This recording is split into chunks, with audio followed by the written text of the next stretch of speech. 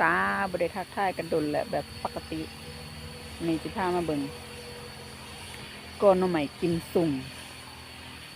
ของปะเพื่อนปะมาสิให้เบิงหน่อไม้เป้าพวกเจ้าคอยละสะอ่อนเอาแค่ว่านะหน่อความใหญ่แขนคอยเล็กไปเลยว้านี่เป็นไงวะยังบ่หมดนี่อีกหลายบ่มาอันนี้แห้งไงอันนี้ยาวแล้วอันนี้ยังบ่หมดบ่เป็นหลายบ่มีใครกินหนู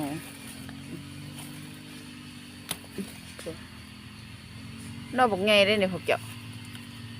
แกงคือนอเดียวคืออิ่มเลยอันนี้อีก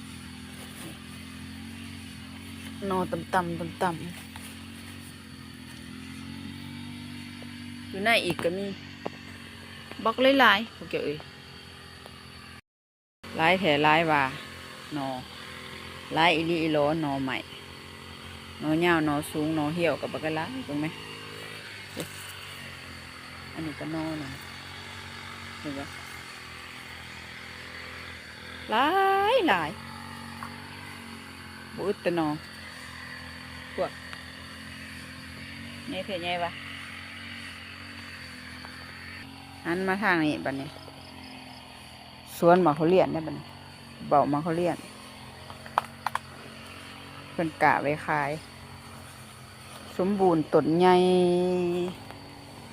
ต้นปกใหญ่งามๆเด้แม่นมัดละนี่ฮะเป็นขายกับราคาบ่ได้แพงอีกเด้อเขาจะราคาถูกๆได้สนใจทักมาเด้อสิพามาเบิ่งหมองม่วงใหญ่แบบนี้นะสิหันกล่องมาให้เบิ่งม่วงใหญ่ม่วงใหญ่อุปุเอเปะอยู่เป่าถูกหน่วยละโลที่บอกอันนี้ฮะกกเป็นสิฮักแหละความว่า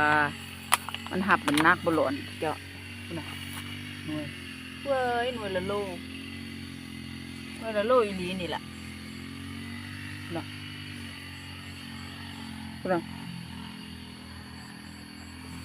งาจนสิหักกองลงนี่หน่วยซุกอีกเด้อหน่วยซุกกันนี่เล่นหน่วยซุกอันนี้ก็ล่างสีซุกแล้ว